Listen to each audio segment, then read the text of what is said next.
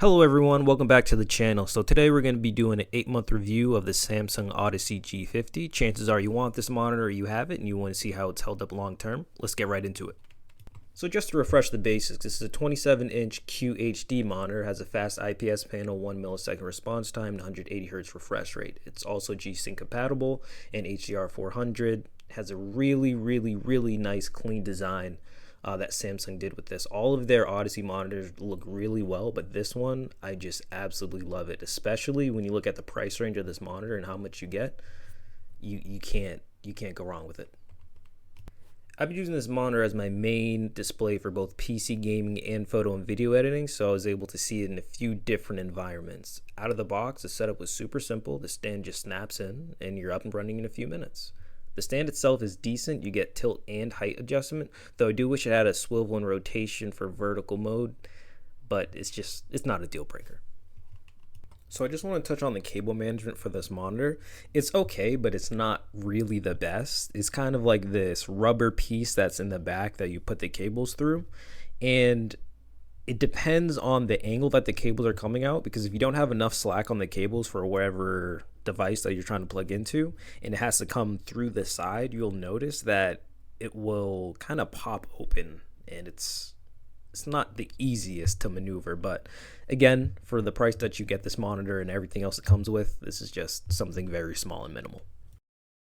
So let's talk about performance, because that's really where this monitor shines. At 180 Hz, everything feels insanely smooth, whether you're playing shooters like Battlefield 6 that just came out, or you're just scrolling through the desktop. The 1 millisecond response time and G-Sync compatibility really helps eliminate all that tearing and ghosting issues you see with a lot of the lower end monitors.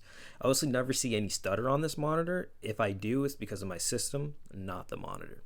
The IPS panel really gives you great color and viewing angles. The difference coming from a TN or VA panel is night and day. Colors are accurate, vibrant, and consistent no matter where you're sitting at. So let's talk about HDR. It's rated for HDR 400, which is kind of entry-level HDR. It's definitely not mind-blowing, but you do get a bit more pop and highlights and color depth in games that support HDR. If you're expecting OLED level contrast, you won't get that here, but for this price range, it's pretty respectable. In terms of build quality, it's very solid. The bezels are slim, and overall, the design is very clean, kind of that minimalistic gaming look that you see everywhere nowadays. The stand's footprint is a bit wide, so keep that in mind if you're on a tight desk space, especially like me. My desk is not very big at all, but it's stable and it's not wobbly. There is VESA mounting on this, so I've tried it on a monitor arm before. It looks very clean that way as well.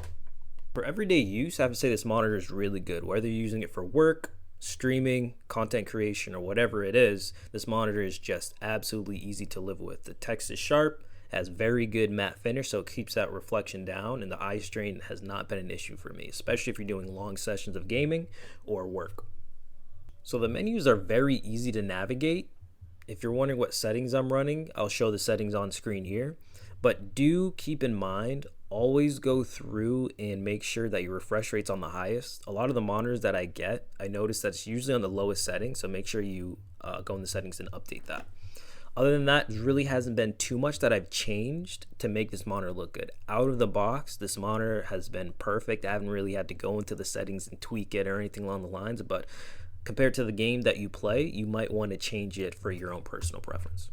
So let's talk about after the 8 months of daily use. So I haven't had any dead pixels or noticeable burn-in, still bright and consistent as day one, no odd flickering. As for backlight, no weird backlight issues. The only small thing I've noticed is some slight backlight bleed in dark rooms, but honestly, it's really minor and only visible if it's completely black. So let's get into the pros and cons. So great performance for the price, 180 Hz, 1 millisecond response time, QHD, very good for that price. Sharp image and solid color accuracy, G-Sync and FreeSync both work perfect on this monitor. The design and the height adjustment has been great, excellent for gaming and productivity. So let's talk about the cons. HDR is just okay. It's not a true HDR experience like you see with some of the higher tier monitors, but again, for this price range, it's absolutely perfect. And speakers. I'm very disappointed that they didn't put speakers on this, but again, I just have some ordinary speakers I picked up from Best Buy, and it wasn't too big of an issue, but it would have been amazing if it came with it. Other than that, that's really the only cons that I have, other than the slight backlight bleed, but again, that's only in really dark scenes.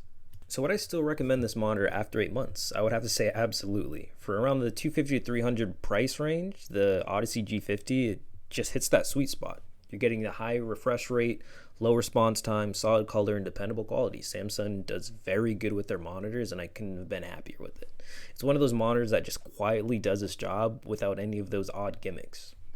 Alright, that's my 8-month review of the Samsung Odyssey G50. If you've been using this monitor too, drop your experience in the comments. I'd love to know if you've seen the same results I have. And if you found this review helpful, hit that like button, subscribe, and I'll see you in the next one.